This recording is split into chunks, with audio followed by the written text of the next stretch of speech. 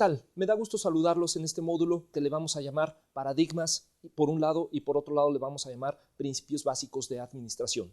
Iniciaré mi tema hablándoles acerca de qué son los paradigmas, la importancia que tiene un paradigma, platicar algunas definiciones con respecto a los paradigmas, definir la importancia que tiene a nivel personal y luego a nivel organizacional romper un paradigma y sobre todo lo más importante, ¿cómo puedo yo como empresario exitoso, como empresario de excelencia, precisamente romper un paradigma? ¿Qué es lo que tengo que hacer? Acompáñenme por favor en estos próximos minutos y platiquemos un poquito acerca de este tema que precisamente nos permitirá, creo yo, establecer algunas de las bases que nos permitan ser mejores empresarios. Iniciaré por favor entonces con la segunda lámina que ustedes tienen ahora proyectada en su pantalla. ¿Qué es un paradigma?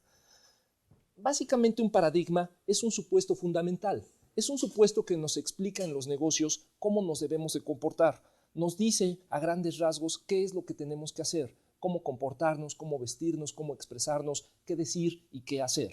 Básicamente eso es un paradigma. Este paradigma me crea un marco mental de referencia y sobre dicho marco es que nosotros actuamos invariablemente. Ahora, en las organizaciones, ¿por qué es importante estudiar un paradigma? En muchas ocasiones resulta ser que estos paradigmas, al indicarnos cómo nos tenemos que comportar, lo que va sucediendo entonces es que tenemos que entender que ahora tenemos que evolucionar, tenemos que cambiar, tenemos que buscar una nueva y mejor manera de hacer las cosas. Es decir, no necesariamente la manera en la cual hoy día estamos haciendo las cosas dentro de la organización es la mejor manera. Entonces, este supuesto que me indica cómo comportarme y cómo tener éxito en la empresa me va a decir cómo hacer las cosas, sin embargo, no necesariamente sea lo mejor. De ahí la importancia entonces de entender las reglas del juego dentro del paradigma que yo estoy actuando para entonces poder evolucionar hacia un nuevo paradigma. En la siguiente lámina que ustedes tienen proyectado, ahí vamos a poder ver algunas de las definiciones básicas de lo que es un paradigma. Iniciaré diciéndoles que un paradigma, como tal, la palabra, proviene de una palabra griega, paradigma, que quiere decir a grandes rasgos patrón, modelo o ejemplo. Entonces un paradigma no es otra cosa que eso, un patrón o un modelo mental que me indica cómo debo de hacer las cosas. Es un ejemplo a seguir. Es decir, todos nos regimos por paradigmas y todos estamos regidos por ciertos patrones mentales de cómo hacer las cosas. Les pongo algunos ejemplos. Vamos a suponer que ahora yo voy a una comida de negocios y en esta comida de negocios me siento, por ejemplo, con gente de la cultura hindú. Están muy acostumbrados estas personas en la cultura hindú a eructar después de la comida. Sin embargo, acá en nuestra cultura no estamos acostumbrados a ello. Imagínense entonces que yo me siento con el director general de una empresa y de repente al final de la junta, al final de la comida, yo erupto. Entonces el director dirá, este señor no lo contraten, no es el apto o no es el adecuado, su paradigma no se ajusta a nuestro paradigma de negocios. De tal manera que ¿quién está bien? ¿Estamos bien en aquella cultura o estamos bien en esta cultura? Yo creo que al final del día las dos culturas estamos bien, cada uno en su propio paradigma, cada uno con su propia manera de ser. Este patrón, modelo o ejemplo entonces me va a indicar y me va a ir guiando, me va a decir la forma básica de pensar, valorar y comportarme dentro de una determinada realidad empresarial. Eso es un paradigma entonces. Otra definición básica sería que un paradigma no es otra cosa que una hipótesis entendida como un supuesto, el supuesto fundamental sobre el cual nosotros basamos los negocios. Por ejemplo, en los negocios un paradigma me indica pues que debo de llevar corbata a una junta de negocios, que debo de llevar una agenda, que debo de comportarme de una determinada manera. Pero comentamos que no necesariamente esta manera sea la más eficiente, sea la mejor, sea la más rentable, etcétera, etcétera, etcétera. Ahora, en muchas ocasiones en nuestras organizaciones los paradigmas pueden estar escritos o pueden no estarlo. Es decir, en muchas ocasiones un paradigma se va transmitiendo más por costumbre de una generación hacia otra, por costumbre que más porque esté sustentado en algo real. Les pongo un ejemplo.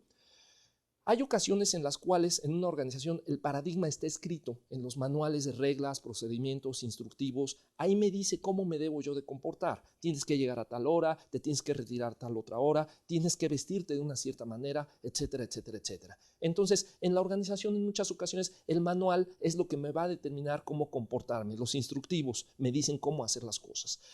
En la familia tenemos también ciertos paradigmas. Ahora recuerdo un ejemplo, el ejemplo de la señora que fue al mercado y compró una pierna de cerdo. Esta pierna de cerdo la cortó por la mitad y al final del día la sirvió a la mesa en la cena y su esposo le preguntó, oye mujer, ¿por qué partiste la pierna a la mitad? Y la señora le contestó, es la receta secreta, no te puedo decir el secreto de la familia porque entonces se pierde precisamente todo lo que estamos nosotros haciendo. Este señor no se quedó quieto, sino que fue a investigar más allá por qué se partía la pierna y le preguntó a la mamá de su esposa, oiga suegra, fíjese que hoy en la noche, en la comida, mi esposa partió la pierna por la mitad y me dijo que esa era la receta de familia. ¿Qué hay con esa historia? Y entonces la suegra le contestó al señor, fíjate que ese es un paradigma, esa es la manera de hacerlo, no te puedo decir el secreto porque en un momento dado se pierde precisamente la receta familiar de antaño. Este señor no se quedó quieto, sino que siguió investigando, se fue con la mamá de la suegra, la abuela de la esposa, y entonces le preguntó, oiga señora, ¿por qué cortan la pierna a la mitad, de la pierna de cerdo, por qué la cortan a la mitad y la sirven así al momento de la cena? Y entonces la señora riéndose le contestó, ay mijito, lo que sucede es que en mi época no teníamos toda la tecnología que ustedes tienen ahora, y entonces yo tenía que calentar la pierna de cerdo en 2 anafres por separado, porque la pierna era suficientemente grande como para no poder cocerla de una sola vez. Entonces tenía que partirla por la mitad, cocía primero una vez, cocía después la siguiente vez y entonces ya lo servía. Eso es un paradigma. Este supuesto fundamental no está escrito en ningún lugar. En realidad no hay ninguna receta secreta que esté escrita, sino lo que sucede es que en la realidad es un paradigma que se ha ido transmitiendo, se ha ido generando y se ha ido pasando de generación a otra, más por la experiencia y más por la plática informal que por estar escrito en algún lugar dicho paradigma. Entonces, si estos paradigmas lo que nos hacen es establecer o definir límites, debemos de entender entonces cómo afecta esta creación de límites a nivel mental y a nivel organizacional, cómo es que incide en la manera en la cual estamos haciendo las cosas. Me gustaría, por favor, que hiciéramos un pequeño ejercicio en su cuaderno de notas. Yo lo que voy a necesitar, que de hecho ustedes lo traen ahí en su cuaderno, traen ya la lámina, lo que necesito es, por favor, que hagamos lo siguiente. Necesitaré, por favor, que hagan ustedes una disposición de 9 puntos. 9 puntos y estos 9 puntos que estén en esta disposición.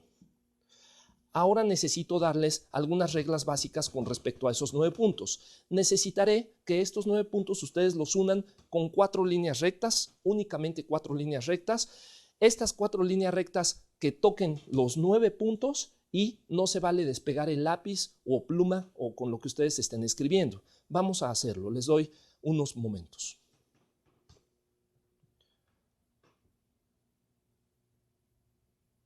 ¿Qué sucede con este ejercicio? Lo que está sucediendo a lo mejor les cuesta un poco de trabajo realizarlo. Por lo siguiente, les voy a explicar qué es lo que sucede a nivel mental al momento en el cual ustedes ven estos 9 puntos. A nivel mental, sin que nadie nos los haya dicho, no existe una instrucción exprofesa para tal efecto. Lo que está sucediendo es lo siguiente. A nivel mental ustedes crearon una caja, ustedes crearon unos límites y entonces estos límites, cuando la mente crea esos límites ficticios, automáticamente la mente piensa, esta disposición de 9 puntos es un cuadrado. Luego entonces dentro de este cuadrado debe de estar la solución. Sin embargo, yo en ningún momento dije que era un cuadrado.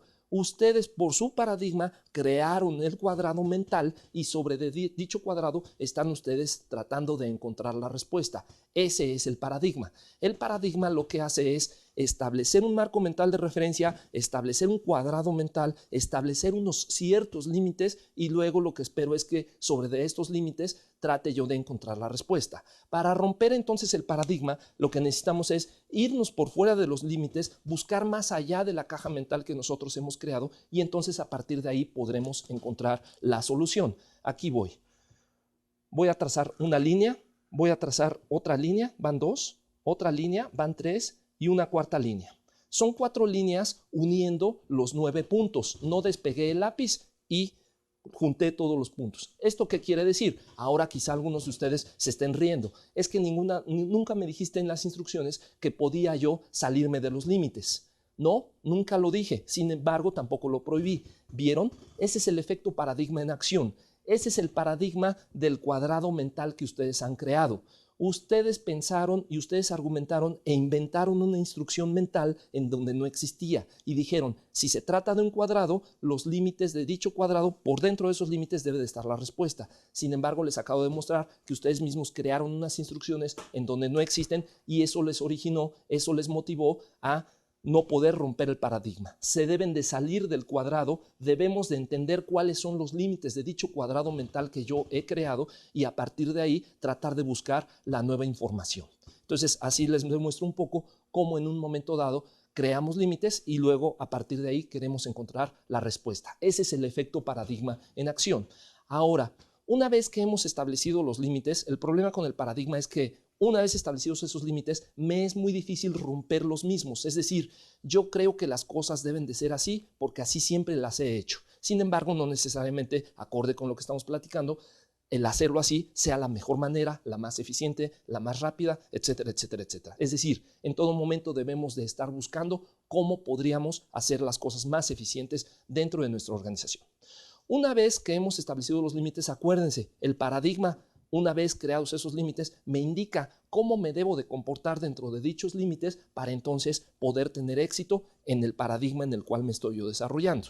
Sin embargo, acordémonos, la única práctica gerencial que hoy día tiene éxito es la práctica gerencial de constantemente estarnos acomodando al cambio.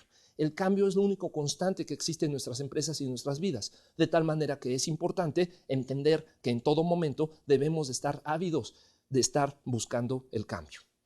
En la siguiente lámina que vamos a proyectar, ahí les voy a platicar un poquito cómo y cuándo aparecen los paradigmas dentro de las organizaciones.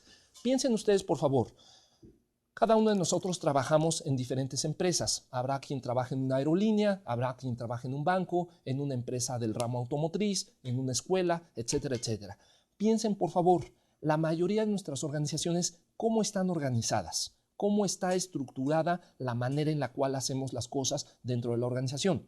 En la mayoría de estas organizaciones tenemos un organigrama que nos dice quién hace qué, quién le reporta a quién se comunica con quién, cuáles son las cadenas de mando, las cadenas de comunicación, etcétera, etcétera. Generalmente, hasta arriba de este organigrama tenemos a un director general o a un gerente general.